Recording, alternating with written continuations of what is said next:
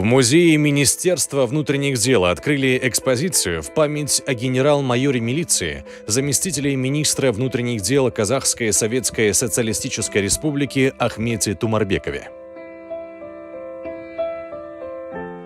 Имя участника Великой Отечественной войны Ахмета Тумарбекова занимает почетное место в плеяде руководителей МВД. Он посвятил свою жизнь двум важнейшим делам – службе по охране правопорядка и воспитанию кадров. Біздің жас ұрпаққа өнеге болатын, мынау әрқашанда осындай маңдай термен, ерлікпен жасалған еңбек ұмытылмайды деген парызбен жасалып отырған бүгінгі іс-шара. Мен өте қуаныштымын. Атақты генералымыздың туысқандары келіп, осы үлкен іс-шараға сіздер қатысып отырғандарыңызға.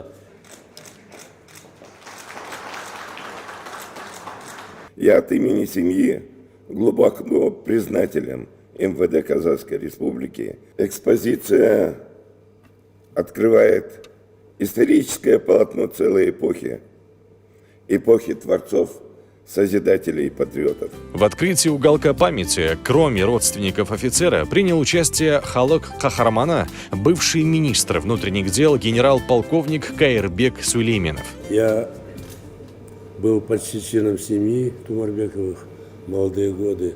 Он был моим наставником, хотя мы вместе никогда не работали.